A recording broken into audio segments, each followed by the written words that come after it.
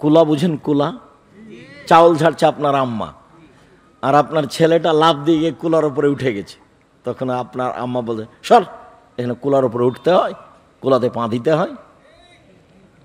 আরো কত কি আছে। এইটা তো আবার ফরিদপুরের অন্তর্ভুক্ত শরীয়তপুর। না জানি কত যে সেরেক আছে, আল্লাহই ভালো জানে। মহিলার পুরুষ সেরেকের সাথে ডুবে আছে। তুলসী গাছ তুলে ফেলা যায় না, তুলসী গাছ সব তুলে ফেলে দিন, কি হবে তাতে? যায় না, যায় না কেন? এটা করা হবে না, করা হবে না কেন? জুতা পায়ে দিয়ে ধানের উপরে হাঁটা যায় না, জুতা আবার পীর সাহেব হলো কি করে? ওইদিকে জুতা পায়ে দিয়ে যাওয়া যাবে না। অবাক কথা। পীর সাহেবের কাছ থেকে বের হয়ে আসতে হবে উল্টা মুখে। উমারের পাশ থেকে কেউ উল্টা মুখে গেছে শুনেছেন? উমারের পাশ থেকে কেউ বলে গল্পে, যারা মিথ্যা কাহিনী বলে, ঘন্টার ঘন্টা বক্তব্য দেয়, তাদের মুখে কোনোদিন শুনেছেন মোহাম্মদ সাল্লাল্লাহু আলাইহি সাল্লামের কবর থেকে উল্টা মুখে যাচ্ছে সাহাবীগণ? উমারের চলে না, আপনার চলে কিভাবে? এ কে বুদ্ধি দিলে এগুলো? আমি সাক্ষ্য দিচ্ছি আল্লাহ ছাড়া কোনো মাবুদ নেই, আমি সাক্ষ্য দিচ্ছি মোহাম্মদ আল্লাহ রাসূল, মানে বিদাত চলবে না। ইবাদতের নামে যত বিদাত আছে সব বাতিল। মিলাদ করছে, এমন আনন্দ করে মিলাদ করছে, আর ট্রাকে উঠে কি যে বলছে আল্লাহই ভালো জানে। ধর্ম দেখাচ্ছে, ধর্ম। ওমর কবে মিলাদ করলেন? আবু বকর সিদ্দিক রাদিয়াল্লাহু আনহু কবে করলেন? সাহাবীগণ কবে করলেন? বলছে যে মিলাদ কোরআন মাজিদে আছে। অবাক কথা। চাঁপাইনবাবগঞ্জ নরেন্দ্র উপরে একদিন গেছিলাম, তো বলছে যে আল্লাহ বলছেন যে ভোট দিতে হবে, তাই বলছে। ভোট নাকি বলছেন আল্লাহ বলছে, কোরআন মাজিদ খুলে দেখাচ্ছে। তো এরা এখন কোরআন মাজিদ খুলে দেখাচ্ছে যে এ দেখেন আল্লাহ মিলাদ করতে বলছে। ধর্ম নিজের ব্যাপার। ধর্ম হচ্ছে চাঁপাইনবাবগঞ্জের হাওয়াই লাড্ডু, দোনো হাত মে লাড্ডু হয়, যে চাহে উসকো খালে, যে চাহে উসকো ছোড় দে। এটা নিজের ব্যাপার, ব্যক্তিগত ব্যাপার। বলে হিসাব ধর্ম করবো, আবার সম্পত্তি নয়। ধর্ম একজনের কথা দিয়ে চলে, যার নাম মোহাম্মদ সাল্লাল্লাহু আলাইহি সাল্লাম। পৃথিবীর কোন মানুষ দিয়ে ধর্ম চলে না, উমার দিয়েও চলে না। আপনার পীর তো বহু দূরের কথা, আপনার হুজুর তো বহু দূরের কথা। উমর রাদিয়াল্লাহু তাআলার কথা দিয়ে ধর্ম চলে না, আবু বকর সিদ্দিক রাদিয়াল্লাহু তাআলার কথা দিয়ে ধর্ম চলে না। পৃথিবীর একজন মানুষের কথা দিয়ে ধর্ম চলে, যার নাম মুহাম্মদ সাল্লাল্লাহু আলাইহি সাল্লাম। এই পৃথিবীর মাটিতে মানুষের বানানো প্রায় 3 লক্ষ হাদিস আছে, আমার ভাষায় আছে 10,000। যে আমল করছেন ওতে জাল হাদিস আছে নাকি, মিথ্যা হাদিস আছে নাকি, সেটা দেখতে হবে। হক বলাও যত জটিল, হক মানাও তত কঠিন। হক বলাও যত জটিল, হক মানাও তত কঠিন। হক বলা জটিল কেন? যত বিকৃত ধর্ম আছে, লক্ষ লক্ষ হাদিস, সেগুলো সব আরবিতে লেখা আছে। হাদিসগুলো কোন ভাষায় লেখা আছে? আরবি ভাষায় লেখা আছে। সব ইরাকিরা করেছে, ইরাক। আর ভারত, বাংলাদেশ, পাকিস্তানে ধর্ম এসেছে ইরান থেকে, চিস্তিরে, যারা চিস্তি, যারা তরিকাপন্থী। আস্তে আস্তে ধর্ম কবে উল্টে গেছে। ধর্ম একরকম ছিল, এটা আর এক রকম হয়ে আছে। তো তদন্ত করতে হবে আরবি ভাষা বুঝে, সত্য মিথ্যা এটা কি সহজ? কঠিন। এই জন্য সত্য বলা কঠিন, সত্য মানা কঠিন। কেন? চলন্ত ধর্মের সাথে সত্য ধর্মের মিল নেই। সত্য ধর্ম হলো আসসালামু আলাইকুম, এটাকে বলা হয় সাফন, হাতের তালু। আর একটার সাথে যখন মিলবে তখন হলো মুসাফা, দুইটা তালু এক জায়গাতে হলো। তো পিঠের দিকে যেটা গেল সেটা আবার কি? সেটা আবার কোথা থেকে আসলো?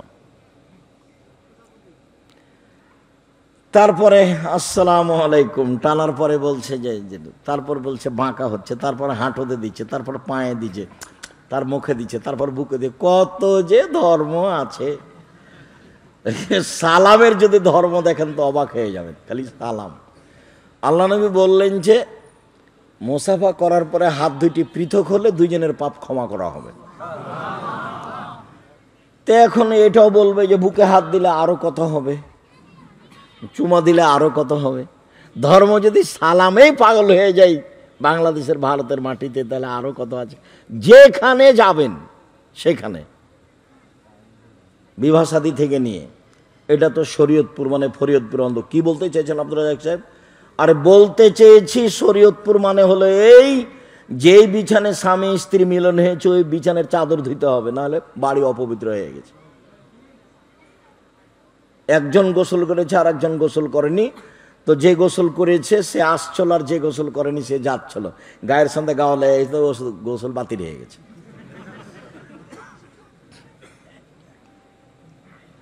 আল্লাহ রাসূল সাল্লাল্লাহু আলাইহি সাল্লাম বলছেন, পৃথিবীর মানুষ শুনে রেখো, আমার পরে কতগুলি আলেম ওলামা আসবে। আলেম ওলামা ইহদুনা বিগাইরি হাদিয়াতি ওয়াসতুনা বিগাইরি সুন্নতি, আমার আদর্শ ছাড়া অন্য আদর্শ ধরে এনে বলবে এটাই রাসূলের আদর্শ। আমার সুন্নাত ছেড়ে দিয়ে অন্য সুন্নাত ধরে নিয়ে বলবে এটাই রাসূলের সুন্নাত। ওদের অন্তর হবে শয়তানের অন্তর, ওদের দেখতে লাগবে মানুষ। মৌলানা সাহেবকে দেখতে লাগবে মানুষ, মৌলানা সাহেবের অন্তর হলো শয়তানের অন্তর। বুখারী মুসলিমের কথা আমি বলিনি, এ কথা মুহাম্মদ সাল্লাল্লাহু আলাইহি ওয়াসাল্লাম বলেছেন। মন খারাপ করলে তার উপরে করতে হবে। আমি অনুবাদক। আমার পরে কতগুলি আলেম ওলামা আসবে, আমার আদর্শ ছেড়ে দিয়ে অন্য আদর্শ ধরে বলবে এইটাই রাসূলের আদর্শ। আমার সুন্নাত ছেড়ে দিয়ে অন্য সুন্নাত ধরে নে বলবে এইটাই রাসূলের সুন্নাত। ওদের দেখতে লাগবে মানুষ, ওদের অন্তর হলো শয়তানের অন্তর। ওদের দেখতে লাগবে মানুষ, ওদের অন্তর হলো শয়তানের অন্তর। মুহাম্মদ সাল্লাল্লাহু আলাইহি সাল্লাম বলেন, পৃথিবীর মানুষ শুনে রেখো, আমি আমার জীবনে আফসোস পেশ করে গেলাম তিনটি। আমার জীবনে বড় ভয়, আমি দুঃখ পেশ করে গেলাম জাতির সামনে। এক নাম্বার বড় ভয়, আইম্মাতুম মুজিল্লিন, হুজুর হবে ভ্রান্ত, হুজুর হবে ভ্রান্ত। এই কথা মুহাম্মদ সাল্লাল্লাহু আলাইহি সাল্লাম বলেন। দুই, আমার উম্মত হিন্দুদের সাথে মিশে যাবে। তাদের পূজায় যাওয়া আপনার বড় পাপ নয়, সেখানে গিয়ে খাওয়া আপনার কাছে বড় পাপ নয়, গান বাজনা বাদ্যযন্ত্র আপনার কাছে বড় পাপ নয়। অথচ কয়দিন আগে গান বাজনা হতো ওদের বাড়িতে, হিন্দুদের বাড়িতে, আমাদের ছেলেমেয়েরা ছুটে দৌড়িয়ে সেখানে যেত। এখন সব দোকানে গান বাজনা, এখন সব মোবাইলে গান বাজনা। গান বাজনা আর ভারী নয়। আমার উম্মত হিন্দুদের সাথে মিশে যাবে, এইটা আমার ভয়। তিন, আমার উম্মত মূর্তি পূজা করবে, এইটা আমার ভয়। আমরা নাকি মূর্তি পূজা করব, মূর্তিকে সম্মান করব, ছবি মূর্তিকে ভালোবাসবো। ছবি মূর্তিকে তো ভাঙার জন্য জন্ম নিয়েছি। ইব্রাহিম আলাইহিস সালাম ভেঙে দিয়েছেন, মুহাম্মদ সাল্লাল্লাহু আলাইহি সাল্লাম ভেঙে দিয়েছেন। সম্মানিত দিনী ভাই বোন, মুহাম্মদ সাল্লাল্লাহু আলাইহি সাল্লাম যখন ভাঙেন তখন বলছেন, জাল হক এসেছে সত্য, ওয়াজাহাকাল বাতিল চলে গেছে মিথ্যা, ইন্নাল বাতিলা নিশ্চয় মিথ্যা, কানা জাহুকা চিরদিন মিথ্যা। এই বলে একটা হাতে লাঠি ছিল, লাঠি দিয়ে সব মূর্তিকে ভেঙে চৌচির করে দিলেন। মূর্তি ছিল তার বাপের, বাপের মূর্তি। কার? ইব্রাহিম আলাইহিস সালামের। মূর্তি ছিল ইসমাইল আলাইহিস সালামের, মূর্তি ছিল ইব্রাহিম আলাইহিস সালামের। ইব্রাহিম আলাইহিস সালাম তার বাপ, কেন ভুলে যাচ্ছেন? ওই যে জিবরাইল সাথে করে আমাদের নবীকে উপরে নিয়ে যাচ্ছেন, যখন সপ্তম আকাশের উপরে গেছেন তখন জিবরাইল আলাইহিস সালাম বলছেন, হুয়া ইব্রাহিম হুয়া আবুকা ফাসালিম আলাইহে, ইনি হচ্ছেন ইব্রাহিম, ইনি আপনার বাপ, আপনি তাকে সালাম দেন। তো আমাদের নবী ওইদিকে আগে বলছেন, আসসালামু আলাইকুম ইয়া আবি, আব্বা আপনাকে সালাম। এইভাবে বলছেন, আব্বা আপনাকে সালাম।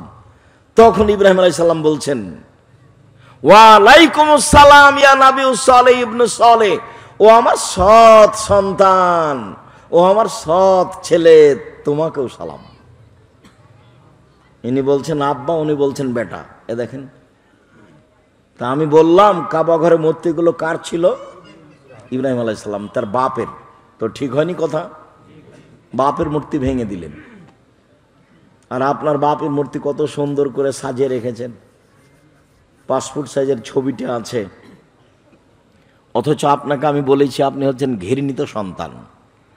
বাপকে কবর দিয়ে এসে পাসপোর্ট সাইজের ছবিটা একবারে টুকরা টুকরা করে ছিঁড়ে ফেলে কবরস্থানে গিয়ে হাত তুলে দোয়া করে যে সে হলো বাপ।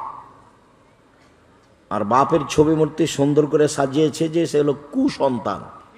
সে হলো কুসন্তান, খারাপ সন্তান, ও মূর্খ সন্তান, ও অযোগ্য সন্তান, ও কাপুরুষ সন্তান।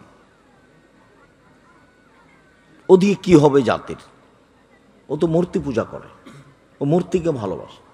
বলছে আব্দুর রাজ্জাক সাহেব, আমার মায়ের এটা ছবি, আমার মাকে খুব ভালোবাসি, তাই ছবিটা এখানে রেখেছি।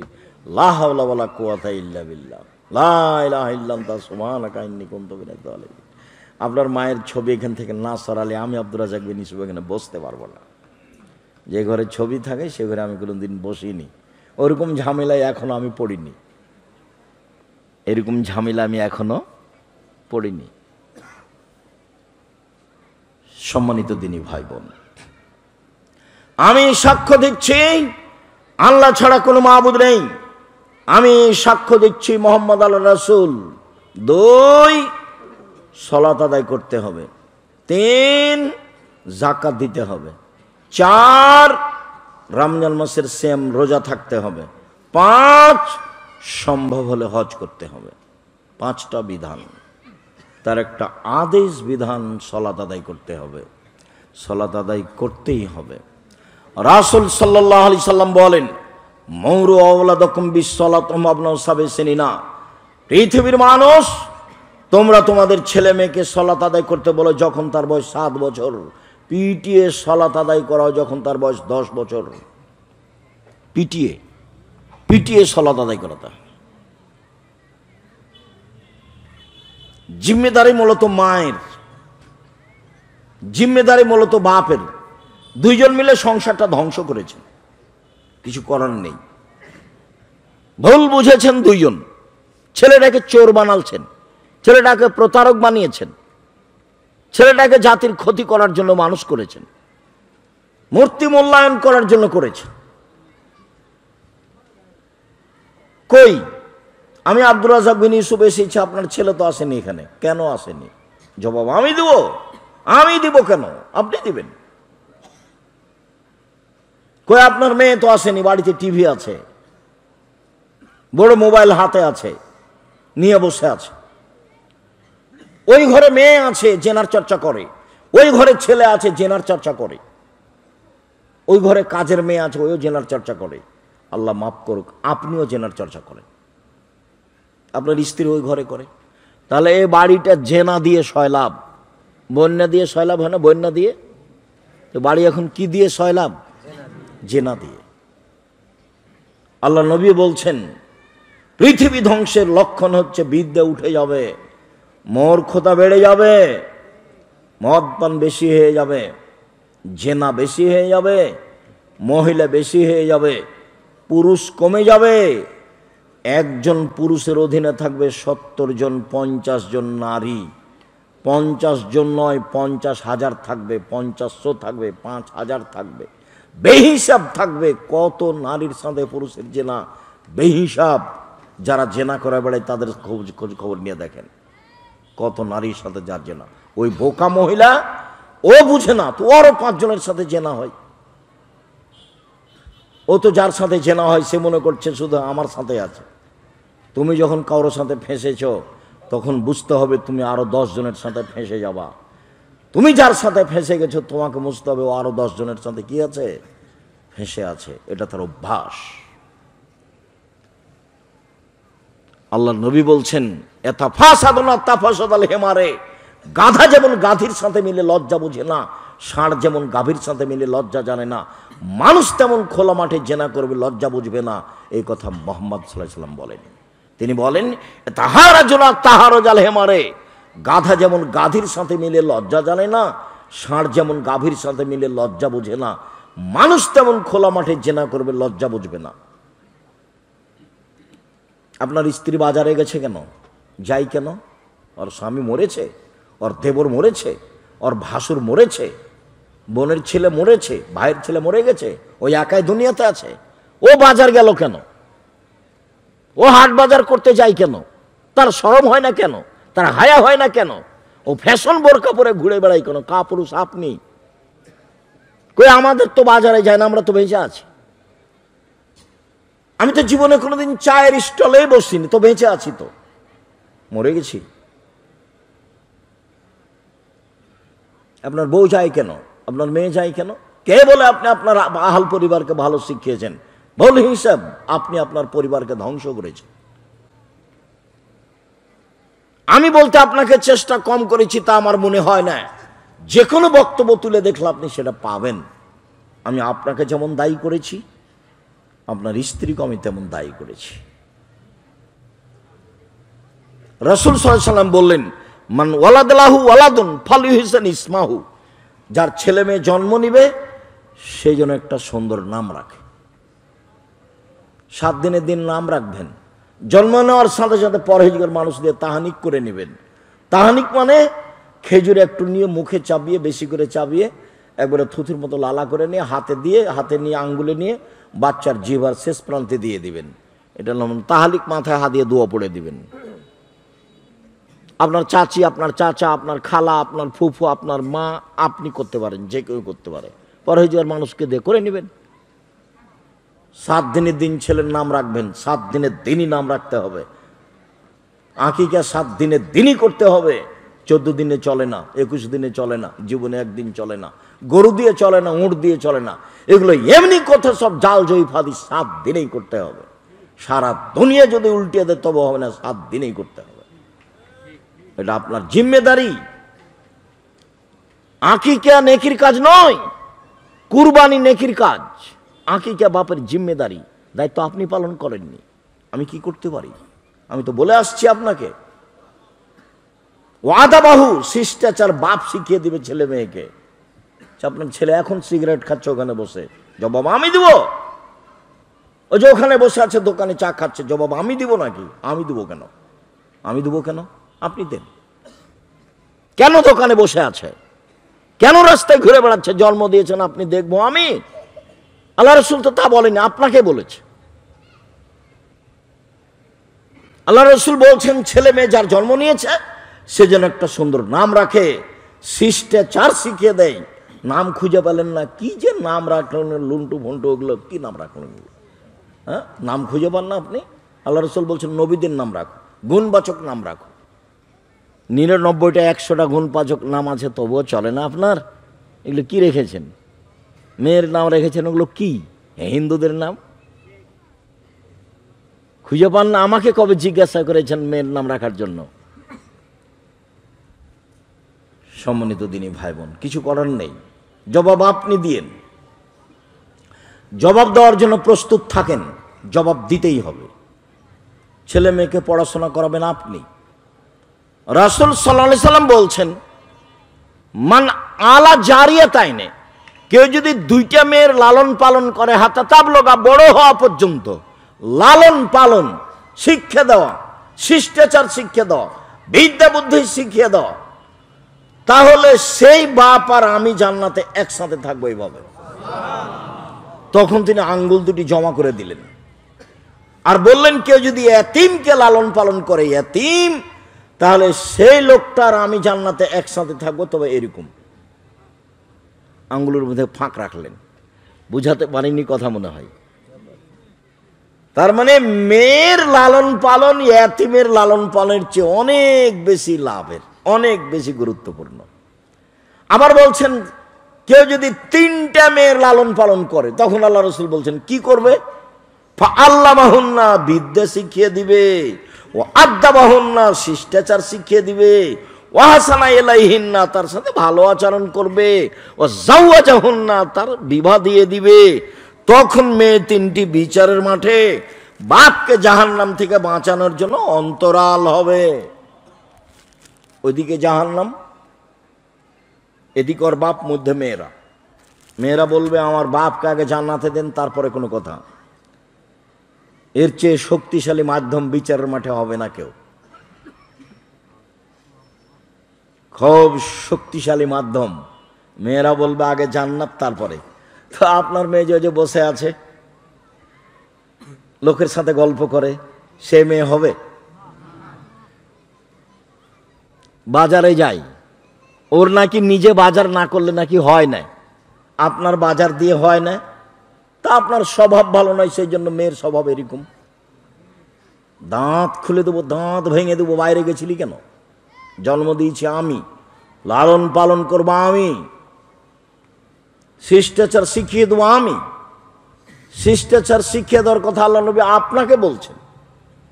কতদিন বলেছি, বললেই ধরতে পারবেন যে আব্দুর রাজ্জাক সাহেব এই বক্তব্য হাজারো দিন শুনেছি। ওই যে জাবের রাদিয়াল্লাহু তাআলা সফর থেকে আসছিলেন, তা আল্লাহ রাসূল বললেন যে সবাই বসেন, রাতে যাব না সকালে যাব।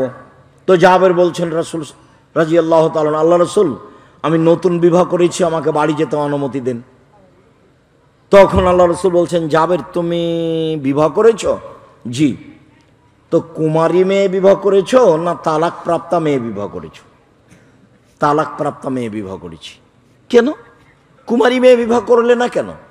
তুমি তার সাথে খেলতো, তোমার সাথে খেলতো। তালাক প্রাপ্তা মেয়ে বিবাহ করলে খেলা যায় না। রাসূল সাল্লাল্লাহু আলাইহি সাল্লামের 13 জন স্ত্রীর 12 জনই বিবাহিত আর একজনের সাথে, একজন ছাড়া বাকি কারো বিবাহ রাসূলের সাথে প্রথম নয়, দুবার তিনবার। খাদিজা রাদিয়াল্লাহু তাআলা আনহা মুহাম্মদ সাল্লাল্লাহু আলাইহি সাল্লাম বলছেন 3 নম্বর স্বামী। মুহাম্মদ সাল্লাল্লাহু আলাইহি সাল্লাম খাদিজা রাদিয়াল্লাহু তাআলা আনহার কত নম্বর স্বামী? 3 নম্বর। 1 মিনিট, খাদিজার কথা বলতে একটা কথা মনে পড়ল। আমি তো বক্তব্যে সবসময় বলি যে সবচেয়ে দামি মহিলা আয়েশা রাদিয়াল্লাহু তাআলা আনহা, কিন্তু বিচারের খাতে দেখলে সবচেয়ে দামি মহিলা হচ্ছেন খাদিজা রাদিয়াল্লাহু তাআলা আনহা। আবু হুরায়রা রাদিয়াল্লাহু তাআলা আনহু বলেন, একদিন জিবরাইল নবীর কাছে আসলেন। বলেন তো কে আসলেন কার কাছে? জিবরাইল আলাইহিস সালাম আসলেন আমাদের নবী মুহাম্মদ সাল্লাল্লাহু আলাইহি ওয়াসাল্লামের কাছে। এসে বলছেন, হাজিহি খাদিজা আতাত, এই যে খাদিজা আসছে, এই যে খাদিজা আসছে আপনার কাছে। মাহা এনাউন, তার কাছে একটা পাত্র আছে, ফিহে এদামুন তম, তাতে আছে খাদ্য, তাতে আছে তরকারি, আপনার জন্য নিয়ে আসছে। এই যে খাদিজা আপনার কাছে আসছে একটা পাত্র নিয়ে, তাতে আছে খাদ্য, তাতে আছে তরকারি। ফাইজা আতাতকা, যখন আপনার কাছে চলে আসবে তখন আপনি বলবেন, খাদিজা ফাকরা আলাইহা সালাম মিন রাব্বিহা, খাদিজা আল্লাহ তোমাকে সালাম দিয়েছে, অমিন্নি, আর আমার পক্ষ থেকে বলবেন খাদিজা জিবরাইল তোমাকে সালাম দিয়েছে। ও বাশারা বিবাইতিন ফিল জান্নাহ, আর বলে দিবেন খাদিজা, খাদিজা তোমার জন্য জান্নাতে একটা ঘর তৈরি করা হয়েছে হীরা মুক্তা মাণিক্য দিয়ে, লা খাসাবা ওয়ালা নাসাব, সেখানে নেই কোনো হইচই, সেখানে নেই কোনো কষ্ট ক্লেশ, সেখানে নেই কোনো হই হুল্লোড়, নেই কোনো দুঃখ দুর্দশা। তোমার জন্য একটা জান্নাতে ঘর বানানো হয়েছে হীরা মুক্তা মাণিক্য দিয়ে। এরকম কথা আল্লাহ নবী আয়েশার ব্যাপারে বলেননি। এরকম দাবি জানিয়েছেন আসিয়া। আসিয়া বলছেন, রব্বি ইবনি ইনদাকা বাইতান ফিল জান্নাহ ওয়ানাজ্জিনি মিন ফিরআউন আমালিহি, আল্লাহ তুমি আমাকে আমার জন্য তোমার জান্নাতে একটা ঘর তৈরি করো। দুনিয়া থেকে আসিয়া আদেশ করছেন আল্লাহকে, আল্লাহ তুমি আমার জন্য জান্নাতে একটি ঘর তৈরি করো, তোমার পাশে ফেরাউনের জুলুম অত্যাচার থেকে রক্ষা করো, ফেরাউনের জনগণের জুলুম অত্যাচার থেকে রক্ষা করো। এই কথা আসিয়া বলেন, দাবি জানাচ্ছেন। আর খাদিজার ব্যাপারে জিবরাইল এসে বলছে, যে জিবরাইল এসে বলছেন যে আপনার কাছে আসলে আপনি বলবেন যে খাদিজা তোমাকে কে সালাম দিয়েছে? আল্লাহ। তোমাকে কে সালাম দিয়েছেন? জিব্রাইল। আর বলবেন একটা জান্নাতের কথা, এই আমার দিনী বোনেরা গল্প করছেন নাকি? এই মেয়ে গল্প করছো কেন? শরীয়তপুরের মহিলাদের উপর আমার ভালো ধারণা আছে, দয়া করে গল্প করবেন না, এক খেলে চেয়ে থাকবেন, কেউ কাউকে বিরক্ত করবেন না, কষ্ট দিবেন না, এক খেলে চেয়ে থাকবেন। খাদিজা রাদিয়াল্লাহু তাআলা আনহার কথাতে আরেকটা কথা মনে পড়ল। স্বামী স্ত্রী মিলে সুন্দর করে সংসার করতে হয়, ভালো করে পরস্পরে পরামর্শ করে এক আরেকজনের হিতাকাঙ্ক্ষী হয়ে প্রেম বিনিময় ভালোবাসা নিয়ে সংসার করতে হয়। তাতে স্ত্রীরও কিছু পরামর্শ থাকে সংসারে। একদিন আল্লাহর নবী গাড়ে হীরা থেকে এসে বলছেন, খাদিজা জাম্মেলুনি জাম্মেলুনি, আরে কম্বল দিয়ে আমাকে জড়িয়ে ধরো, খাসি তলা নাফসে আমি ভয় পাচ্ছি, আমার যে কি হয়, আমি মনে হয় মরে যাব। এই ঘটনা, আমি মনে হয় মরে যাব, খুব ভয় পাচ্ছি আমি। তখন এই সময়ে খাদিজা রাদিয়াল্লাহু তাআলা বলছেন, কাল্লা, কখনো নহে, অসম্ভব, এটা হতে পারে না। প্রথম যেটা বললেন না খাদিজা, কাল্লা, কখনো নহে, অসম্ভব, এটা হতে পারে না। আল্লাহ লা ইউখজিকা, আল্লাহ আপনাকে অপমান করবেন না, আল্লাহ আপনাকে অপমান করবেন না, আল্লাহর কসম আল্লাহ আপনাকে অপমান করবেন না। কেন? এক, তাসেলুর রাহেমা, আপনি আত্মীয়দের সাথে সদাচরণ করেন। দুই, তাহমিলুল কাল্লা, অসহায় মানুষের বোঝা বহন করেন। তিন, তাকসিবুল মাদুমা, যার কিছুই নাই তার কি করা লাগবে সেই চিন্তা আপনি করেন। অতাকরিজ জাইফা, মেহমানকে খাবার দেন আপনি। পাঁচ, বিপদগ্রস্ত লোকের সাথে থাকেন। এই পাঁচটা কারণ উল্লেখ করলেন। কখনো না, এটা হতে পারে না। আর আপনার স্ত্রী হঠাৎ করে কোনো বিপদ আপনি পেশ করেন আপনার স্ত্রীর কাছে, তখনও বলবে, তোমাকে তো নিষেধ করলাম, তোমাকে তো নিষেধ করলাম, যায় না, তুমি কেন গেলে, তুমি কেন, তোমারই তো স্বভাব ভালো নয়, তুমি কেন যাও ওখানে, তুমি কেন যাও ওখানে। এই যে বউ দেখেন, দুইটা বউ, ওটা খাদিজা আর এটা আপনার স্ত্রী আয়েশা বা মারিয়াম বা কিছু একটা। উনিও বলছেন, খাদিজা আমি খুব বিপদগ্রস্ত, আমি মরে যাব মনে হয়, তুমি আমাকে কম্বল দিয়ে আগে জড়িয়ে ধরো, আমি খুব ভয় পাচ্ছি। এত বড় মানুষ আশ্রয় নিচ্ছেন কার কাছে গিয়ে? স্ত্রীর কাছে, খাদিজার কাছে। কত বড় দামি মহিলা, হিসাব করতে হবে। খালি স্ত্রীকে গালি দেন আর মারেন, আপনার স্ত্রীও বলে ওর মুখ এত খারাপ আব্দুর রাজ্জাক সাহেব, আমি ওর দিকে ভালো করে তাকাতে পারি না, ওর মুখ এত খারাপ। জানি না যদি এরকম হয় ভাইজান, এরকম করিয়েন না। আল্লাহ নবী বলছেন, পৃথিবীর মানুষ, স্ত্রীর সাথে পাঁচটা হক আদায় করো। এক, যে মানের খাও সে মানের খাওয়ায়। দুই, যে মানের পরো সে মানের পরায়। তিন, কটু কথা বলো না। চার, মুখে মারিও না। পাঁচ, নিজের বাড়ি ছাড়া কোথাও যেতে দিও না। বাজার তো বহু দূরের কথা, বিবাহের বাড়ি তো বহু দূরের কথা, বাজার তো বহু দূরের কথা, বিবাহের বাড়ি তো বহু দূরের কথা। এক, যে মানের খাও সে মানের খাওয়ায়। দুই, যে মানের পরো সে মানের পরায়। তিন, কটু কথা বলো না, গালি দিবেন না, বলবেন না যে তোর ঠোঁটটা কালো, বলাই অপরাধ। একবার ঠোঁট মোটা বললে 10 বছর ভালোবাসবে না, ওটা তার অন্তরে লেগে গেছে। একবার রং কালো বললে আপনাকে 10 বছর ভালোবাসবে না, ও হলো প্রশংসা প্রিয় মানুষ, বুদ্ধি কম, প্রশংসা প্রিয় মানুষ, খুব প্রশংসা করে, আপনার সারা রাত পা টিপে দিবে। কটু কথা বলিয়েন না, আল্লাহ রাসূলের কথা, কটু কথা বলা অপরাধ। শ্বশুরকে গালি দিয়েন না, শাশুড়িকে গালি দিয়েন না, শ্বশুর শাশুড়িকে উপেক্ষা করে কথা বলিয়েন না। কই আমাদের তো আব্দুল্লাহর শ্বশুর, আব্দুর রহমানের শ্বশুর, আব্দুর রহিমের শ্বশুর, মারিয়ামের শ্বশুর, এরা তো কোনো কিছু আমাদের দিবে এটা সাহসই করে না, তা আমরা তো বেঁচে আছি, কোনো সমস্যা হয় না। তো তা আপনার হয় কেন? আপনি কেন যৌতুক নিতে যান? কি পড়িয়েছেন ছেলেকে তার যৌতুকের কথা বলেছেন? কি পড়িয়েছেন ছেলেকে? কি শিখিয়েছেন? কটু কথা বলবেন না স্ত্রীকে, মুখে মারবেন না, বাড়ি ছাড়া অন্য জায়গায় থাকতে দিবেন না, বাড়িতেই থাকতে হবে।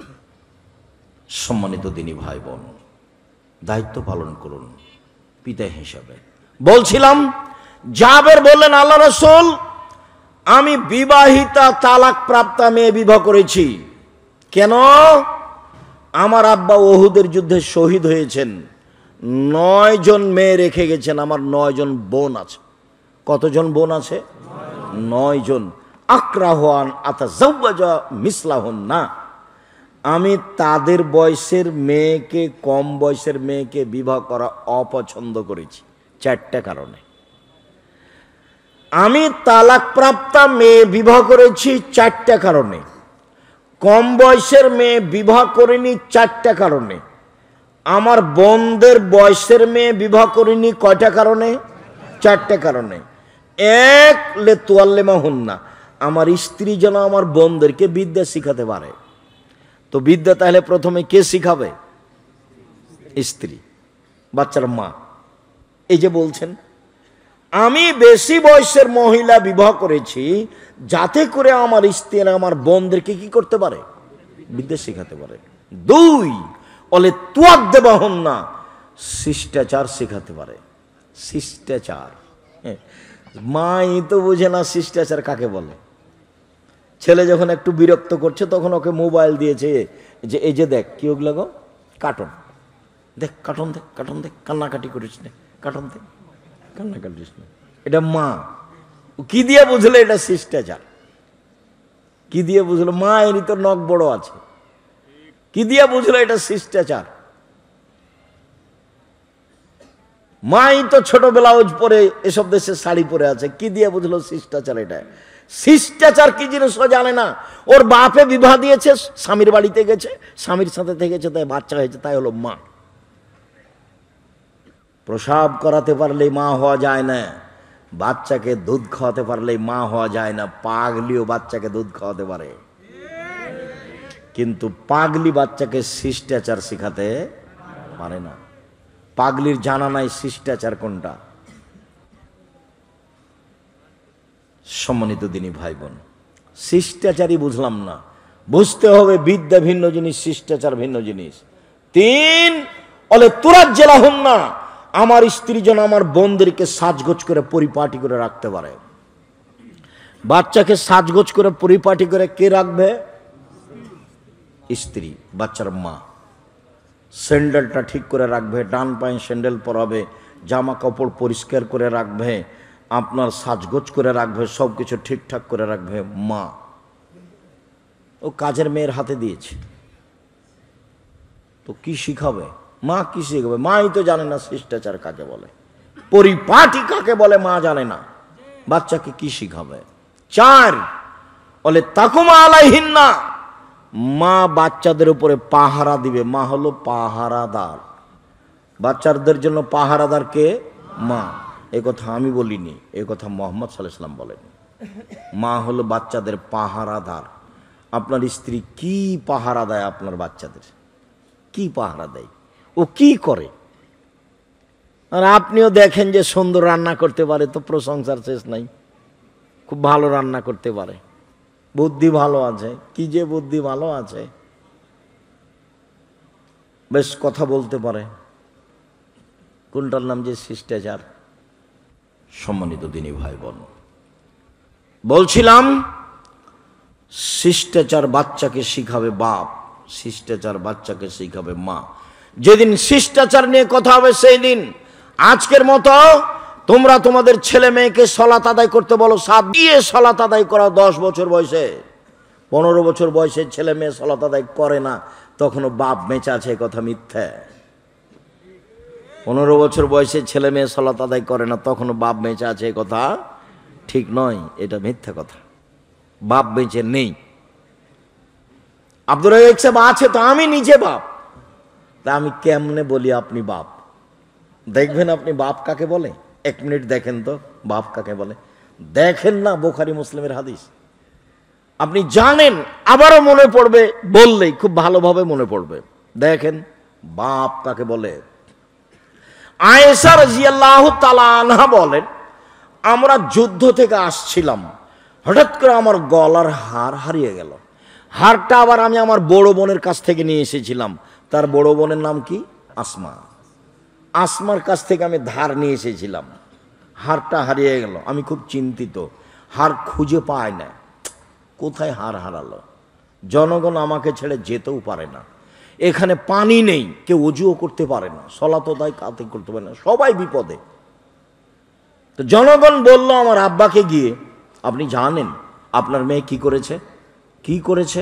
আরে আপনার মেয়ে তো হার হারিয়ে দিয়েছে, আমরা তো হার খুঁজেও পাচ্ছি না, এখান থেকে যেতেও পারছি না, এখানে পানিও নেই, অজুও করতে পারছি না, সলাতো আদায় করতে পারছি না, আমরা বড় বিপদে। তাই আমার মেয়েটা ঘটিয়েছে। এখন আয়েশা রাদিয়াল্লাহু তাআলা বলছেন, আসলেন আবু বকর, নাম করে বলছেন আবু বকর সিদ্দিক আসলেন। তখন আমার স্বামী আমার উরু রানের উপরে মাথা দিয়ে ঘুমাচ্ছিলেন। এই সময়তে যদি আমাদের দেশের কোনো বাপ দেখে যে জামাই মেয়ের উরু রানের উপরে মাথা দিয়ে ঘুমাচ্ছে, তাহলে বাপ এইভাবে ঘুরে যাবে, উল্টে চলে যাবে তাড়াহুড়া করে, তাই না? আমার আব্বা আবু বকর সিদ্দিক যখন রাদিয়াল্লাহু তাআলা আমার কাছে আসলেন, তখন আমার স্বামী আমার উরু আমার রানের উপরে মাথা দিয়ে ঘুমাচ্ছিলেন। ফাল্লাকা জানি লাকসাতান শাদীদা, খুব জোরে থাপ্পড় বা গুতা বা কিল মারলেন আমার কোমরের উপরে, এত জোরে মারলেন, যদি আমার স্বামী আমার উরু রানের উপরে মাথা দিয়ে না ঘুমাতেন তাহলে মায়ের কারণে আমি দৌড়ে সরে যেতাম, এত জোরে মারলেন। বুখারী মুসলিম। পৃথিবীর সবচেয়ে বড় মানুষে মারলেন, নবী রাসূল ব্যতীত পৃথিবীর ইতিহাসে এত বড় মানুষকে জন্ম নেয়নি। আবু বকর সিদ্দিক রাদিয়াল্লাহু তাআলার চেয়ে সম্মানী মানুষ পৃথিবীতে কেউ নেই মানুষ হিসাবে। নবী রাসূল বাদ দিলে আদম থেকে নিয়ে কিয়ামত পর্যন্ত সবচেয়ে দামি মানুষকে আবু বকর সিদ্দিক রাদিয়াল্লাহু তাআলা। পৃথিবীর ইতিহাসে এত দামি মানুষ কেউ নেই, সবচেয়ে দামি মানুষে মারলেন। সবচেয়ে দামি মহিলাকে মারলেন। কাকে মারলেন? আয়েশা রাদিয়াল্লাহু তাআলা আনহাকে মারলেন। আল্লাহ রাসূল বলছেন, বহু পুরুষ বড় বড় জান্নাত পাবে, তবে মহিলারা বড় জান্নাত পাবে না, মাত্র 3 জন। 1 ফেরাউনের স্ত্রী আসিয়া, 2 ঈসা আলাইহিস সালামের মা মারিয়াম, 3 ফাজল আয়েশা আলা সাইরিন নিসায়ে কাফাদিল ইসরাইল আলা সাইরি তমে। আয়েশার সম্মান পৃথিবীতে সকল মহিলার উপরে সারিদ খাদ্য যেমন সব খাদ্যের উপরে সম্মানী ভালো। সারিদ খাদ্য যেমন সবচেয়ে ভালো, গোস্তের ঝোলে রুটি ভিজালে তাকে সারিদ বলে, এইটা যেমন খাদ্যের মধ্যে সবচেয়ে ভালো, সারা পৃথিবীতে নারীর মধ্যে সবচেয়ে ভালো হলো আয়েশা রাদিয়াল্লাহু তাআলা আনহা। আয়েশা রাদিয়াল্লাহু তাআলা আনহাকে মারলেন, জামাইয়ের সামনে মারলেন, সবচেয়ে বড় মানুষের সামনে মারলেন। পৃথিবীর ইতিহাসে আদম থেকে নিয়ে কিয়ামত পর্যন্ত এত বড় মানুষ কেউ জন্ম নেয়নি। তিনি কে? তিনি হচ্ছেন মুহাম্মদ সাল্লাল্লাহু আলাইহি সাল্লাম। সবচেয়ে বড় মানুষে মারলেন, সবচেয়ে বড় মহিলাকে মারলেন, সবচেয়ে বড় মানুষের সামনে মারলেন, বিবাহদারী মেয়েকে মারলেন, পূর্ণ যুবতী মেয়েকে মারলেন, জামাইয়ের সামনে মারলেন, খোলা মাঠে মারলেন, হাত দিয়ে মারলেন। সবচেয়ে বড় মানুষে মারলেন, সবচেয়ে বড় মানুষের সামনে মারলেন, সবচেয়ে বড় মহিলাকে মারলেন, হাত দিয়ে মারলেন, বিবাহদারী মেয়েকে মারলেন, পূর্ণ যুবতী মেয়েকে মারলেন, জামাইয়ের সামনে মারলেন, খোলা মাঠে মারলেন, প্রায় 1400 মানুষের সামনে মারলেন। সবচেয়ে বড় মানুষে মারলেন, সবচেয়ে বড় মহিলাকে মারলেন, সবচেয়ে বড় মানুষের সামনে মারলেন, বিবাহদারী মেয়েকে মারলেন, পূর্ণ যুবতী মেয়েকে মারলেন, জামাইয়ের সামনে মারলেন, হাত দিয়ে মারলেন, দিন দুপুরে মারলেন, প্রায় 1400 মানুষের সামনে মারলেন, খোলা মাঠে মারলেন। এত বড় বাপে এত বড় বেটিকে এত বড় মানুষের সামনে মেরে দিলেন। আর আপনার মেয়েটা ক্লাস 10-এ পড়ে, ঢং ঢং করে মাথায় কাপড় না দিয়ে ঘুরে বেড়াই, আপনি তাকে একটা ধমকও দিতে পারেন না। আপনি আবার বাপ। আপনার মতো বাপ বেঁচে থাকার চেয়ে মরে যাওয়া ভালো। মেয়ে ছেলে এতিম হলে চিন্তা করবেন না। জামিয়া সালাফে 500-র অধিক এতিম অসহায় ছেলে মেয়ে আছে। আপনারটা কাল থেকে লালন পালন করবে ইনশাল্লাহ, চিন্তা নেই। আপনি মরে গেলে এতিম হিসাবে পাঠিয়ে দিবেন, সমস্যা নেই। আলহামদুলিল্লাহ, বিশাল প্রতিষ্ঠান জামিয়া সালাফিয়া। 5000-এর বেশি ছেলে মেয়ে পড়াশোনা করে, 300 জন শিক্ষক শিক্ষিকা আছেন। জামিয়া সালাফে রূপগঞ্জ, নারায়ণগঞ্জ, ঢাকা প্রায় 100 বিঘা জমির উপরে। যেটা রাজশাহী সেটা 50 বিঘা জমির উপরে। রাজশাহী যেটা মহিলা শাখা প্রায় 70 বিঘা জমির উপরে। সামনে 6-7 নভেম্বর রাজশাহীতে সম্মেলন। পাকিস্তান এহসান এলাহি জহিরের ছেলে ইবতেসাম এলাহি জহির থাকবেন। আগামীকাল তিনি আসছেন। বড় বড় দেশের ডক্টরেরা থাকবেন। আমিও আপনাদের সাথে ভাঙাচোরা থাকবো ইনশাআল্লাহ। আন্তরিকভাবে দাওয়াত রইল। বিষয়ভিত্তিক বক্তব্য হবে, অবশ্যই যাবেন। নিজস্ব প্রতিষ্ঠান, দল দিয়ে চলে না, সংগঠন দিয়ে চলে না। শিরক মুক্ত প্রতিষ্ঠান, বিদাত মুক্ত প্রতিষ্ঠান, দল মুক্ত প্রতিষ্ঠান, সংগঠন মুক্ত প্রতিষ্ঠান, হিংসা মুক্ত প্রতিষ্ঠান, দেশের সবচেয়ে বড় প্রতিষ্ঠান জামিয়া সালাফিয়া। আপনার মেয়েকে আপনার ছেলেকে লালন পালন করার জন্য এক পায়ে দাঁড়িয়ে আছে, চিন্তা করবেন না। এরকম বাপ বেঁচে থাকার চেয়ে মরে যাওয়া ভালো। কি হবে ও দিয়ে? ও তো কিছু বুঝতে পারে না। সংসার কি জিনিস? খায়, দিন কাটায়, লাফালাফি করে, হইচই করে। একটু 19-20 হয়ে গেলে মারতে যায়। দলীয় দাপট, দলীয় দাপট, ক্ষমতা, দলীয় দাপট দেখাবে না। সময় 45 মিনিট। যে যত বড় জালেম তার তত সময় কম। ফেরাউনের সময় কয়েক মিনিট ছিল। এই ছেলে, ফেরাউনের কয় মিনিট সময় ছিল? কয়েক মিনিট। যে যত জাতির সামনে অন্যায় করেছে তার সময় তত কম। দলীয় দাপট দেখিয়ে, ক্ষমতা দেখে একদিন বেঁচে থাকবেন না। আদর্শ পরিবার, আপনার সদাচরণ বক্তব্য শোনেন, আপনি বুঝতে পারবেন। সম্মানিত দিনী ভাই বোন, বলছিলাম আলোচনা সংক্ষিপ্ত করে আপনাকে বাস্তব সালাত দেখাই। সাল্লু কামা রাআইতুমুনি উসাল্লি। পৃথিবীর মানুষ, তোমরা সালাত আদায় করো আমাকে যেভাবে সালাত আদায় করতে দেখছো। তো এখন কি মুহাম্মদ সাল্লাল্লাহু আলাইহি ওয়াসাল্লাম বেঁচে আছেন? কিভাবে বলবেন যে আমি রাসূলকে দেখে সালাত আদায় করব? কিভাবে সালাত আদায় করবেন? নির্ভরযোগ্য কিতাব বুখারী মুসলিম। বাংলাটা দেখেন, ব্র্যাকেট দেখিয়েন না, টিকা দেখিয়েন না, হুবহু বুঝতে পারেন কিনা সেটা দেখেন। সাধারণ বইয়ের কথা বলি, রিয়াজুস সালিহিন নাম শুনেছেন? সেখান থেকে দেখেন। আর যদি মনে করেন যে এমনি বলেন কিছু, তাহলে আমিও একটা আপনাদের জন্য ভাঙাচোরা লিখেছিলাম। আমার বুঝ অনুপাতে আমি চেষ্টা করেছি প্রাণপণে। রাসূল সাল্লাল্লাহু আলাইহি সাল্লামের সালাত বনাম প্রচলিত সালাত, রাসূল সাল্লাল্লাহু আলাইহি সাল্লামের সালাত বনাম প্রচলিত সালাত। তাহলে প্রচলিত সালাত আর একটা আছে, নাওয়াইতু নুসাল্লি আরবা রাকাতিন লিজ-জোহরে। নিয়ত করলে সালাত বাতিল, এই কথাই ঠিক। মুখে নিয়ত উচ্চারণ করলে তার নাম বেদাত। এই ছেলে, তোমার সামনে দিয়ে মোটরসাইকেল স্টার্ট করছে, যাচ্ছে, তুমি দেখো না কেন? গাড়ি ওই দিকে নিয়ে স্টার্ট দিতে হবে। তুমি ওখানে দাঁড়িয়ে কি করছো? দায়িত্ব পালন করো। সম্মানিত দিনী ভাই বোন, বলছিলাম পৃথিবীর মানুষ যেভাবে আমাকে সালাত আদায় করতে দেখছো সেভাবে সালাত আদায় করো। তো এখন তো মুহাম্মদ সাল্লাল্লাহু আলাইহি সাল্লাম বেঁচে নেই, তো আশ্রয় নেবেন কোথায়? আমি পরামর্শ কোথায় দিলাম?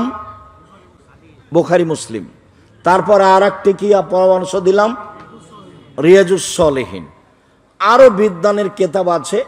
আমিও চেষ্টা করেছি হুবাহু রাসূলের সালাতের সাথে মিলানো, হুবাহু রাসূলের সালাতের সাথে মিলানো।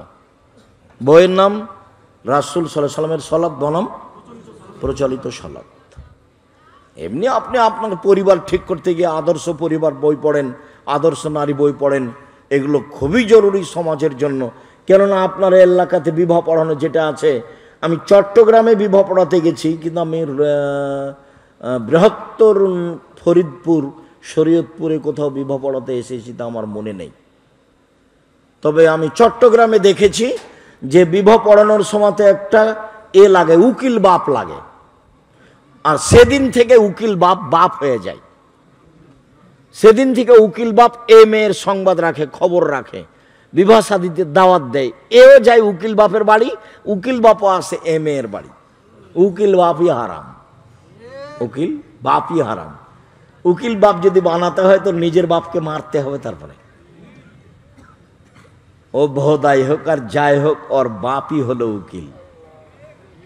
ওর বাপের অবর্তমানে তার দাদা না থাকলে তার চাচারা, তার চাচারা না থাকলে তার ভাইরা, এরাই বিবাহ পড়াবে। অভিভাবক ছাড়া বিবাহ বাতিল, কোর্টের বিবাহ বাতিল, কোর্টের বিবাহ বাতিল। পিতা না থাকলে সে বিবাহ বাতিল, পিতা উপস্থিত না থাকলে সে বিবাহ বাতিল। বের হয়ে গিয়ে পালিয়ে গিয়ে যে বিবাহ বসেছে সেটা বাতিল, সে বিবাহ বাতিল। রাসূল সাল্লাল্লাহু আলাইহি ওয়াসাল্লাম বলেছেন, আইয়ো ইমরাতিন নাকাহাত বেগাইরা ইজনি ওয়ালিহা ফানিকাহুহা বাতিল, ফানিকাহুহা বাতিল, ফানিকাহুহা বাতিল। যে বিবাহ বাপ ছাড়া হবে সেই বিবাহ বাতিল, সে বিবাহ বাতিল, সে বিবাহ বাতিল। এ কথা মুহাম্মদ সাল্লাল্লাহু আলাইহি ওয়াসাল্লাম বলেন। আল্লাহ বলছেন, ফানকিহুন্না বিইজনি আহলিহিন্না, বাপকে বলে বিবাহ করো। মোহর দিতে হবে, মোহর নেওয়া লাগে না, যৌতুক নেই। যৌতুক ছাড়াই বিবাহ করতে হবে। যৌতুক নিয়ে থাকলে সন্ধ্যা হতে হতে যৌতুক ফেরত দিবা, সন্ধ্যা হতে হতে যৌতুক ফেরত দিতে হবে। সল্লু কামা রাআইতুমুনি উসাল্লি, আমি কয়েক মিনিট দেখাই। আল্লাহু আকবার বলার পূর্বে কোনো কথা বলবেন না। অজু করেন সুন্দর করে, অজু করার পূর্বে পেশাব পায়খানার কাজ থাকলে করে আসেন। বিসমিল্লাহ আল্লাহুম্মা ইন্নী আউযু বিকা মিনাল খুবুসি ওয়াল খাবায়েস, আল্লাহর নামে আমি পেশাব পায়খানা করতে বসছি, আমি অপবিত্র জিন জিন্নি থেকে আশ্রয় চাচ্ছি। বিসমিল্লাহ আল্লাহুম্মা ইন্নী আউযু বিকা মিনাল খুবুসি ওয়াল খাবায়েস যদি বলেন, তাহলে শয়তান লজ্জা স্থান দেখতেই পাবে না। আর যদি বিসমিল্লাহ ছাড়া বলেন, তাহলে শয়তান লজ্জা স্থান দেখতে পাবে, ক্ষতি করতে পারবে না। বুঝাতে পারিনি কথা, আবার বলবো। বিসমিল্লাহ সহ যদি বলেন, তাহলে শয়তান লজ্জা স্থান দেখতেই পাবে না। আর যদি বিসমিল্লাহ ছাড়া বলেন, আল্লাহুম্মা ইন্নী আউযু বিকা মিনাল খুবুসি ওয়াল খাবায়েস, তাহলে শয়তান লজ্জা স্থান দেখতে পাবে কিন্তু ক্ষতি করতে পারবে না। বোঝা গেছে কি? পেশাব পায়খানা শেষ হলে পানি দিয়ে পবিত্রতা অর্জন করবেন। আগে ঢেল টিস্যু পেপার, পরে পানি, ওটা মিথ্যে। এখন যে কোনো টয়লেটে ঢুকবেন, ওখানে একটা আছে, ডালি আছে, বালতি আছে। সবাই যে উল্টে গেল, কাবা ঘরের ও টয়লেটগুলো এখন দেখা যাচ্ছে ওখানে বালতি আছে। আল্লাহুস সামাদ। পানি দিয়ে পবিত্রতা অর্জন করতে হবে। কি দিয়ে? পানি দিয়ে, ঢেল দিয়ে, টিস্যু পেপার দিয়ে নয়। 40 কদমের তো কোনো প্রশ্নই আসে না, 40 কদমের কোনো প্রশ্নই আসে না। পায়ের উপরে পা উঠানো, খক খক করে কাছের তো কোনো প্রশ্নই আসে না। এগুলো কি লজ্জা থাকার প্রমাণ যে না লজ্জা না থাকার প্রমাণ? আর যদি পায়ে পার উপরে উঠাতেই হয়, যদি 40 কদম হাঁটতেই হয়, তাহলে আপনার বউ একটু ঢেল টিস্যু পেপার নিয়ে 40 কদম হাঁটে না কেন? আপনি একাই জান্নাতে যাবেন, তাকে জান্নাতে যেতে হবে না? তা আপনার বউ যদি 40 কদম ঢেল নিয়ে হাঁটে, তাহলে কেমন কেমন লাগে? তো আপনি যখন হাঁটেন ঢেল নিয়ে, তখন মহিলা মানুষকেও কেমন কেমন লাগে? আপনাকে যেমন যেমন লাগে, তারাকেও তেমন তেমন লাগে। কাজে এটা নিয়ম নয়। পানি দিয়ে পবিত্রতা অর্জন করবেন, বলবেন গোফরানাকা, তোমার কাছে ক্ষমা চাচ্ছি। সম্মানিত দিনী ভাই বোন, অজু করে নেন সুন্দর করে, অজু করে নিয়ে বলবেন আশহাদু আল্লা ইলাহা ইল্লাল্লাহু ওয়াহদাহু লা শারীকা লাহু ওয়া আশহাদু আন্না মুহাম্মাদান আবদুহু ওয়া রাসূলুহু। জান্নাতের সব দরজা খোলা, যেটা ইচ্ছা সেটা ঢুকতে পাবেন। তবে এই দোয়া পড়তে হবে, আল্লাহুম্মা জাল্লি মিনাত তাওয়াবিন ওয়া জাআলনি মিনাল মুতাতাহহিরিন। এই দোয়া যদি পড়েন তো নেকি হবে, দরজা খোলা হবে না সবটা। কোন দোয়া পড়লে দরজা খোলা হবে? আশহাদু আল্লা ইলাহা ইল্লাল্লাহু ওয়াহদাহু লা শারীকা লাহু ওয়া আশহাদু আন্না মুহাম্মাদান আবদুহু ওয়া রাসূলুহু। অভ্যাসী হবেন, অভ্যাসী হতে হবে। দেখবেন অজু করা হয়ে গেছে, দোয়া হয়নি। পেশাব বেয়ে যান, পেশাব পায়খানা করে তো দোয়া পড়া হয় না, খালি ভুল দিয়ে জীবন কাটছে। তাহলে আপনিও যেমন, আপনার বউ তেমন, ছেলে মেয়ের তো কোনো বালাই নেই, ওরা এমনি চলছে। কি দেখাচ্ছে যে সম্মানিত দিনী ভাই বোন, উনি বলছেন আমাদের সভাপতি সাহেব যে একটু বৈঠকে দানের কথা বলবেন। ঠিক আছে, আপনারা পাঠান। আপনারা কোনো সময় পরিবেশ নষ্ট করবেন না। আমি একটা পর্যায়ে আছি, কাছাকাছি সময়ে আমি আলোচনা শেষ করব ইনশাল্লাহ। উঠে বা প্রয়োজন দেখে পরিবেশ নষ্ট করবেন না। আর যখন যাবে ছেলেরা তখন ফিরিয়ে দিবেন না। কেন? আল্লাহ রসুল বলছেন না, আল ইয়াদুল উলিয়া খায়রুম মিন ইয়াদিস সুফলা। দেওয়া হাত ভালো নেওয়া হাতের চেয়ে, দেওয়া হাত ভালো নেওয়া হাতের চেয়ে। পয়সা উপার্জনের চারটা পথ: এক, দিন মজুরি, সন্ধ্যায় টাকা শেষ হবে। দুই, চাকরি, সাধারণত 25 দিনে শেষ হবে, বাকি 5 দিন ধার কর্জ করে চলবে। তিন, জমি চাষ, সমান সমান, নইলে লস। চার, ব্যবসা। তখন আল্লাহ রসুল বলছেন, সত্যবাদী বিশ্বস্ত ব্যবসায়ীরা জান্নাতে নবীদের সাথে থাকবেন। তাহাজ্জুদ পড়ে নবীর সাথে থাকা যায় না। নবীর সাথে থাকার একটা পথ আছে, আজকে আর একটা বের হলো। নবীর সাথে থাকার একটা পথ একটু আগে বলেছি, সেটা কি? 2টা মেয়ে, 3টে মেয়ে, 2টা মেয়ে। আর আজ আর একটা পথ বের হলো, কি? সত্যবাদী ব্যবসায়ী। অবাক কথা, ব্যবসা কি জিনিস? নবীর সাথে থাকার সুযোগ হবে।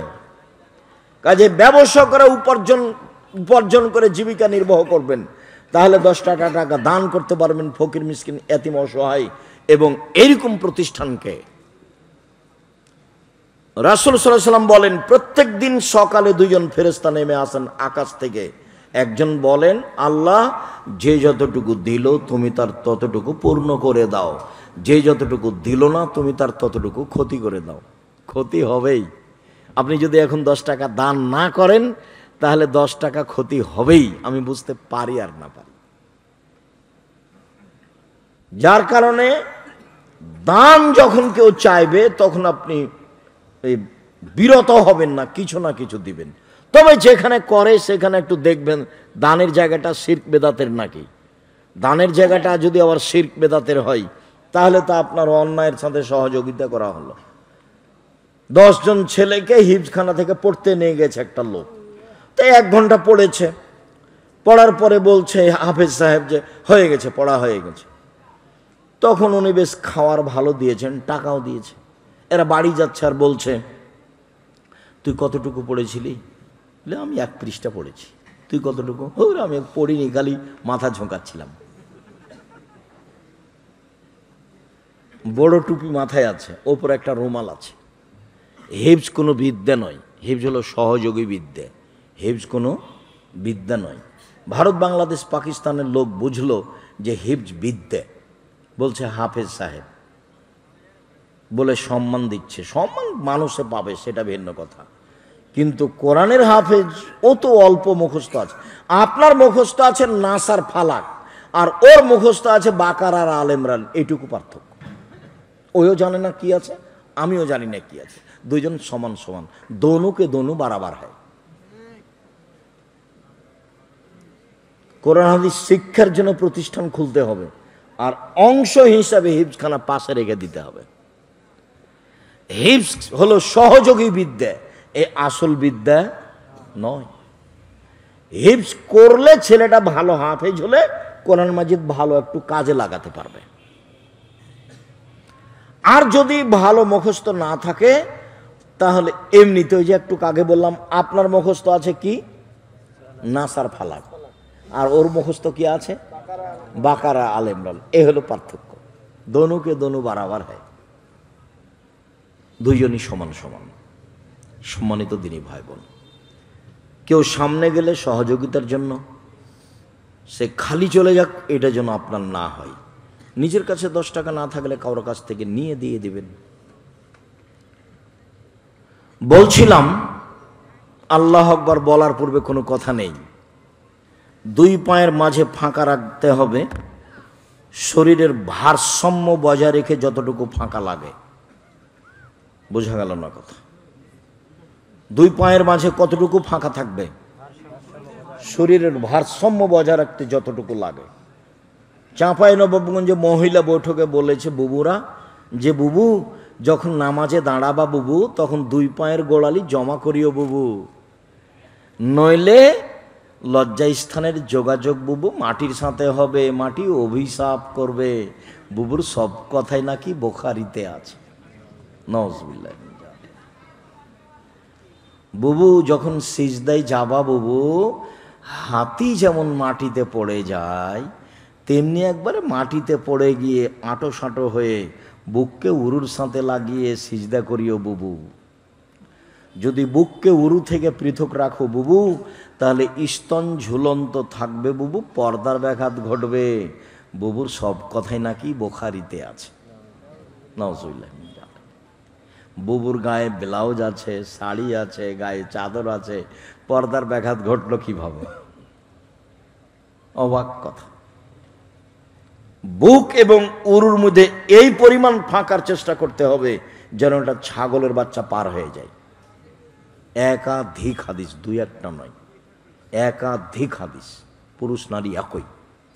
পৃথিবীর মানুষ আমাকে যেভাবে সালাত আদায় করতে দেখছো সেভাবে করো। পুরুষ নারী সব।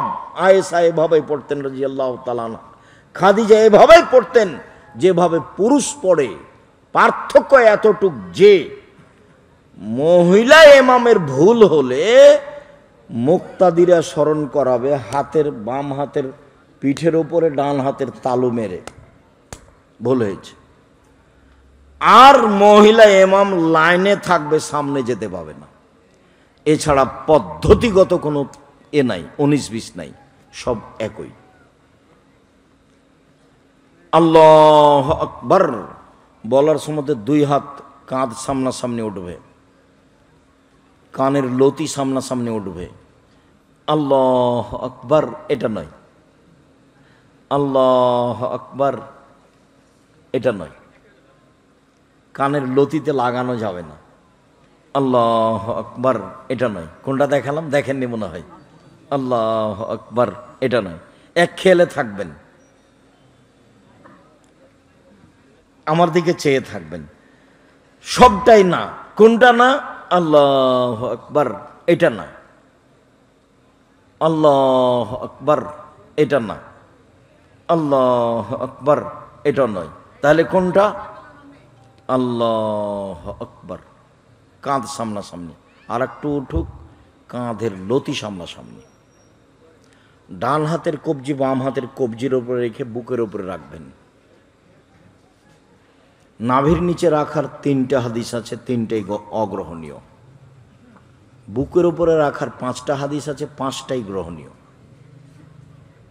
বুখারীতে এসেছে বাহুর উপরে বাহু, তখন বুক থেকে একটু নিচে যাবে, তবে নাভি থেকে অনেক উপরে, বাহু থেকে বাহু।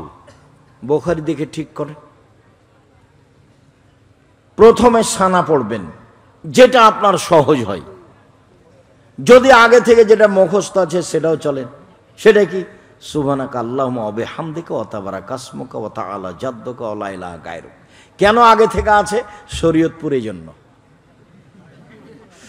যদি শরীয়তপুর না হয়ে চাঁপাইনবাবগঞ্জ রাজশাহী হতো তাহলে মুখস্থ থাকতো আল্লাহুম্মা বাহিদ বাইনি ওয়া বাইনা খাতায়ায়া কামা বাহাত্তা বাইনাল মাশরিকি ওয়াল মাগরিব আল্লাহুম্মা নাক্কিনি মিনাল খাতায়া কামা ইয়ানাক্কা সাবুল আবিয়ু মিনাদ দানাস আল্লাহুম্মা আগসিল খাতায়ায়া বিল মাই ওয়াস সালজি ওয়াল বারাদ।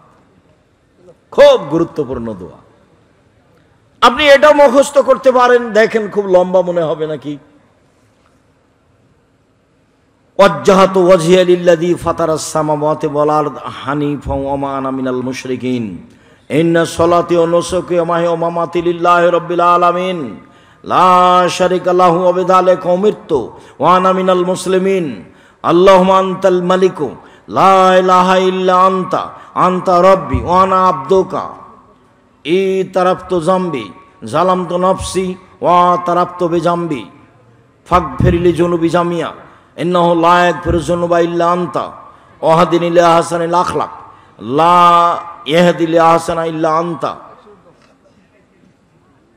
ওয়াহদিনি ওয়াকিনি মিন শাররিহা লা ইয়াকিনি মিন শাররিহি ইল্লা আনতা লাব্বাইকা ওয়া সাদাইকা অল খায়রু কুল্লুহু ফি আদাইকা ওয়া শাররু লাইসা ইলাইকা আনা বিকা ওয়া ইলাইকা তাবারাকতা ওয়া তাআলাইতা আস্তাগফিরুকা ওয়া আতুবু ইলাইকা। লম্বা হয়ে গেল, যাক আগেরটা সহজ, আর যেটা আগে থেকে মুখস্থ আছে সেটাও আছে। আজকে আরেকটা সহজ বলি। আল্লাহু আকবার বলে আল্লাহু আকবার কবীরা আল্লাহু আকবার কবীরা আল্লাহু আকবার কবীরা আলহামদুলিল্লাহি কাসীরা আলহামদুলিল্লাহি কাসীরা আলহামদুলিল্লাহি কাসীরা ওয়া সুবহানাল্লাহি বুকরাতান ওয়া আসীলা ওয়া সুবহানাল্লাহি বুকরাতান ওয়া আসীলা ওয়া সুবহানাল্লাহি বুকরাতান ওয়া আসীলা মিন হামজিহি ওয়া নাফসিহি ওয়া নাফখিহি। ভারী হয়ে গেল, এটা সহজ আছে। তবে যাক, আগে যেটা আছে সেটাই থাক। জি, তা আলহামদুলিল্লাহ, জাযাকুমুল্লাহ খায়র। তাহলে এটাই বাছাই করেন। আল্লাহুম্মা বাঈদ বাইনি ওয়া বাইনা খাতায়ায়া কামা বা'আদতা বাইনাল মাশরিক ওয়াল মাগরিব। হে আল্লাহ, তুমি আমার থেকে আমার পাপকে অত দূরে করে দাও, পূর্ব থেকে পশ্চিম যত দূরত্বে আছে, লক্ষ লক্ষ কিলোমিটার দূরে। আল্লাহুম্মা আগসিল খাতায়ায়া বিল মাই ওয়াস সালজি ওয়াল বারাদ। হে আল্লাহ, তুমি আমার পাপকে ঠান্ডা পানি দিয়ে, স্বচ্ছ পানি দিয়ে ধুয়ে পরিষ্কার করে দাও। আল্লাহুম্মা আগসিল খাতায়ায়া বিল মাই ওয়াস সালজি ওয়াল বারাদে, তুমি আমার পাপকে ধুয়ে পরিষ্কার করে দাও। মধ্যের বাক্যটা মানে আগে পিছিয়ে হয়ে গেল। আউযু বিল্লাহি মিনাশ শাইতানির রাজিম, মারদুদ বিতাড়িত শয়তান থেকে পরিত্রাণ চাচ্ছি। বিসমিল্লাহির রহমানির রহিম, পরম দাতা দয়ালুর নিকটে দয়ালুর নামে আরম্ভ করছি। আলহামদুলিল্লাহি রাব্বিল আলামিন, বিশ্বজগতের প্রতিপালকের প্রশংসা। আর রহমানুর রাহিম, তিনি হচ্ছেন পরম দাতা দয়ালু। মালিক ইয়াউমিদ্দিন, তিনি হচ্ছেন বিচার দিনের মালিক। ইয়াকা না'বুদু, একমাত্র তোমার ইবাদত করি। ওয়া ইয়াকা নাস্তাঈন, একমাত্র তোমার নিকটে সাহায্য চাই। ইহদিনাস সিরাতাল মুস্তাকিম, তুমি আমাকে সঠিক সরল পথ দেখাও। সিরাতাল্লাযিনা আনআমতা আলাইহিম, ওদের পথ দেখাও যাদের তুমি ভালোবেসেছো। গায়রিল মাগযুবি আলাইহিম ওয়ালাদ-দাল্লিন, ওদের পথ তুমি দেখায়ো না যারা ভ্রান্ত, যাদের প্রতি তুমি অসন্তুষ্ট, যারা অভিশপ্ত, তাদের পথ দেখায়ো না। আমিন। দীর্ঘ সময় ধরে তোমার দরবারে যে প্রার্থনা করলাম, সেই প্রার্থনা তুমি কবুল করো। ইমাম বুখারী রাহিমাহুল্লাহ বলছেন যে সূরা ফাতিহা পড়তে হবে একাই হলেও, জামাতে হলেও, ইমাম হলেও, মুক্তাদি হলেও,